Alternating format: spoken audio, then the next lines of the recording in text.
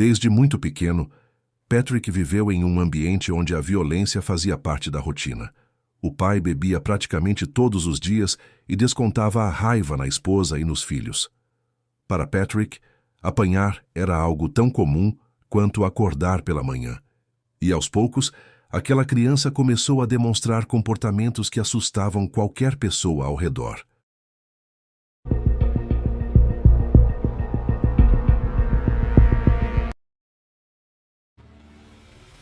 Patrick David Mackay nasceu em 25 de setembro de 1952, em Middlesex, na Inglaterra.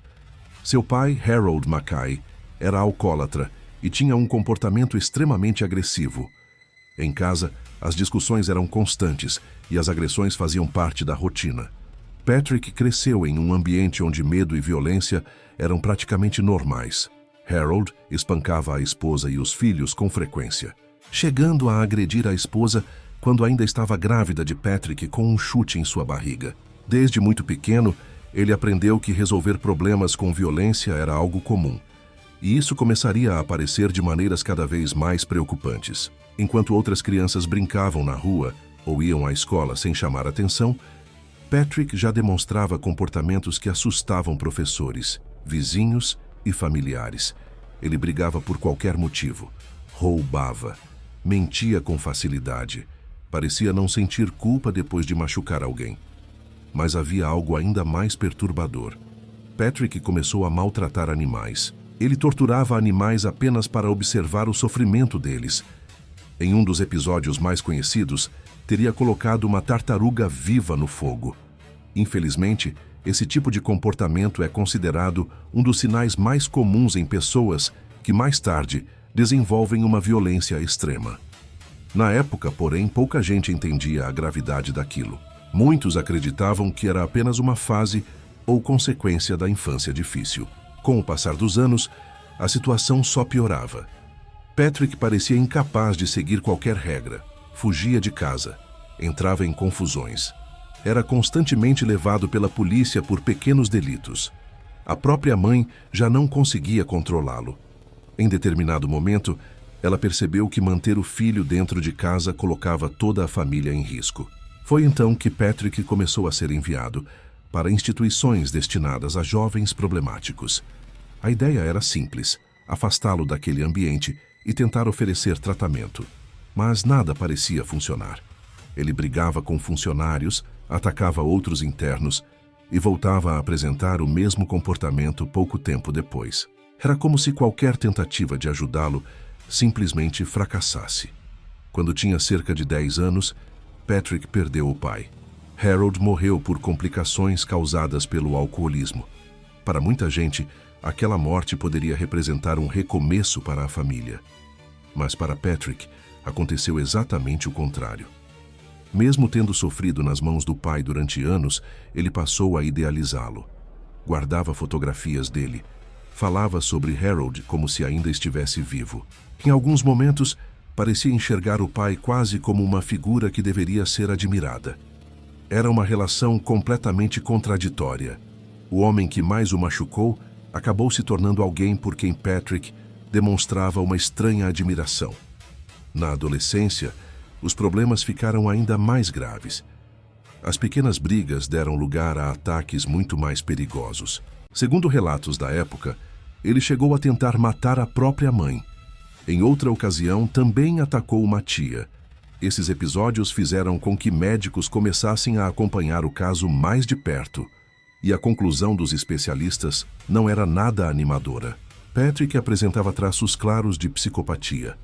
Hoje esse termo é usado com bastante cuidado na psicologia, mas naquela época, os profissionais já percebiam que ele demonstrava uma combinação extremamente preocupante: ausência de remorso, impulsividade, agressividade e total falta de empatia.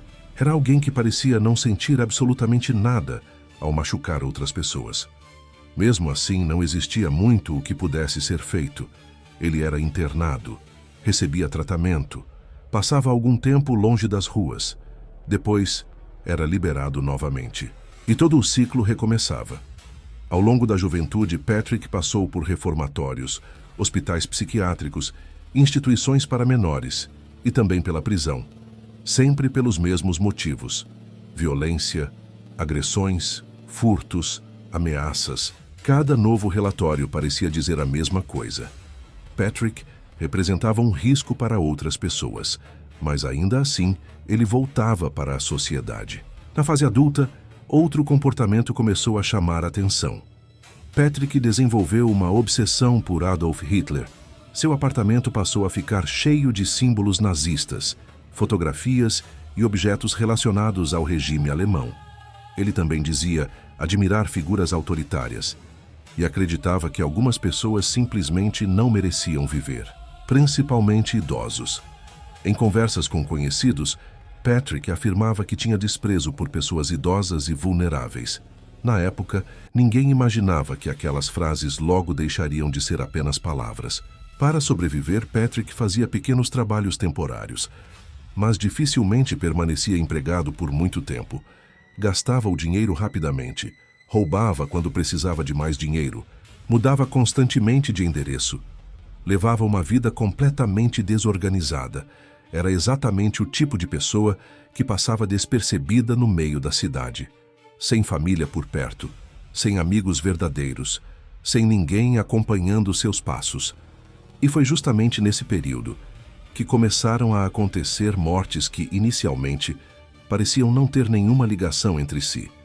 No começo, a polícia acreditava estar investigando casos completamente diferentes. Mas havia um detalhe que começava a se repetir. As vítimas quase sempre eram pessoas idosas, e muitas tinham aberto a porta voluntariamente para o próprio assassino. Depois de anos chamando a atenção das autoridades por seu comportamento violento, Patrick Mackay finalmente chegou ao ponto que muitos especialistas já temiam. Ele deixou de ser apenas um homem com histórico de agressividade. Ele se tornou alguém capaz de cometer crimes extremamente graves. Que o mais assustador era a forma como ele escolhia suas vítimas. Ele escolhia pessoas vulneráveis, principalmente idosos que viviam sozinhos. Em fevereiro de 1974, uma das primeiras vítimas de Patrick foi Isabella Griffith, uma senhora de 84 anos que vivia sozinha. Após entrar na casa da idosa, Patrick a encurralou e iniciou uma agressão física brutal, espancando-a severamente. A vulnerabilidade física de Isabella fez com que ela não tivesse qualquer chance de defesa contra o agressor, que tinha pouco mais de 21 anos na época. Após os golpes físicos iniciais, ele passou a estrangular a vítima, com o objetivo de calar e imobilizar rapidamente. Para garantir que Isabella estivesse morta, o assassino pegou uma faca na própria residência e a esfaqueou repetidamente. Após o homicídio, ele vasculhou a casa em busca de objetos de valor, embora tenha roubado muito pouco. Ele trancou a porta da residência ao sair, levando as chaves para retardar a descoberta do crime. Devido a isso, o corpo de Isabella só foi localizado pela polícia 12 dias depois, em 26 de fevereiro de 1974. Naquele momento, ninguém sabia que Patrick já estava começando uma sequência de crimes. A investigação inicial não conseguiu chegar até Patrick. Enquanto a família de Isabella tentava lidar com a perda, Patrick continuava livre. Meses depois, outro crime chamou a atenção das autoridades. A vítima era Adele Price, uma mulher idosa que também vivia sozinha. Segundo as investigações, Patrick teria se aproximado dela de uma maneira aparentemente inocente. Ele não chegou como um estranho ameaçador. Esse era um dos aspectos mais perturbadores do comportamento de Patrick. Ele sabia como parecer inofensivo e confiável quando precisava. No dia 10 de março, ele bateu à porta da idosa e, fingindo cansaço, pediu apenas um copo de água. Sem desconfiar do monstro à sua frente, Adele permitiu que o jovem entrasse em seu apartamento. Assim que a porta se fechou, a farsa acabou. Patrick avançou contra a idosa na cozinha de forma repentina. Sem usar armas complexas, ele utilizou a própria força física. O ataque foi rápido, mas devastador. Ele a segurou e a estrangulou com as próprias mãos até que ela perdesse a vida. O que aconteceu nos momentos seguintes revela a mente profundamente perturbada do assassino. Com o corpo de Adele caído no chão da cozinha, Patrick não demonstrou qualquer pressa ou preocupação. Ele decidiu permanecer no apartamento da vítima por horas. Vasculhou os cômodos, andou pela casa e, demonstrando uma frieza assustadora, sentou-se em uma poltrona da sala e simplesmente pegou no sono, dormindo ao lado de um cenário de morte. Enquanto esses casos ainda eram investigados, em março de 1975, Patrick foi até a residência do padre Anthony Crean, de 63 anos, que levava uma vida dedicada à comunidade. Conhecido por sua extrema bondade, o que incluía estender a mão para jovens problemáticos da região. Um desses jovens, inclusive, era Patrick Mackay, a quem o padre tentou ajudar de todas as formas, e mesmo depois dele ter roubado dinheiro de sua casa, chegou a pedir à polícia para não puni-lo com severidade. Naquela tarde de março, Patrick caminhou até a residência do padre com um único objetivo: matar. Uma discussão intensa começou logo na entrada da casa e Patrick desferiu diversos golpes no padre, que, tentando escapar da fúria do rapaz, correu desesperadamente em direção ao banheiro e tentou se trancar. Contudo, tomado por uma fúria incontrolável, Patrick arrombou a porta. O ataque brutal começou com uma faca. Ele encurralou o idoso e desferiu múltiplos golpes contra seu pescoço e tórax. A violência foi tamanha que, em seus depoimentos posteriores, o assassino confessou ter golpeado a vítima repetidas vezes, até que a lâmina da faca ficasse completamente torta e inutilizável. Com o padre gravemente ferido no chão, Patrick encontrou um machado na propriedade. Sem piedade, ele desferiu pelo menos 6 golpes violentos contra a cabeça do padre, fraturando o crânio da vítima. Para finalizar o cenário de horror, colocou o corpo do padre na banheira e ligou as torneiras, deixando o homem que um dia tentou salvá-lo submerso em uma mistura de água e sangue. Mais tarde, naquela mesma noite, uma freira da região, preocupada com o sumiço do padre Anthony, foi até a casa paroquial e fez a descoberta devastadora. A polícia de Kent foi acionada imediatamente. Sabendo do histórico de ameaças e roubos anteriores, as autoridades colocaram Patrick Mackay como o principal suspeito. A caçada durou pouco. Na manhã seguinte, os investigadores o localizaram em Stockwell, no sul de Londres. Ele foi preso sem oferecer resistência, visivelmente de ressaca após ter gasto todo o dinheiro que roubou do padre com álcool. Durante os interrogatórios, ele começou a falar, e foi aí que os investigadores perceberam que talvez estivessem diante de algo muito maior. Patrick começou a confessar outros crimes. Algumas declarações eram confusas. Em alguns momentos, ele parecia querer chamar atenção. Em outros, revelava detalhes que apenas alguém envolvido poderia saber. O problema era separar a verdade das mentiras, porque Patrick também gostava de provocar as autoridades. Ele parecia sentir prazer em deixar as pessoas tentando descobrir até onde suas histórias eram reais. Durante a investigação, a polícia começou a analisar outros desaparecimentos e mortes que poderiam ter relação com ele. O número de possíveis vítimas começou a crescer. Alguns investigadores acreditavam que Patrick poderia estar ligado a mais de uma dezena de casos. Mas provar cada um deles era extremamente difícil. Sem provas suficientes, muitos desses crimes permaneceram apenas como suspeitas. Uma das coisas que mais chamava a atenção nos investigadores era que Patrick não parecia demonstrar arrependimento verdadeiro.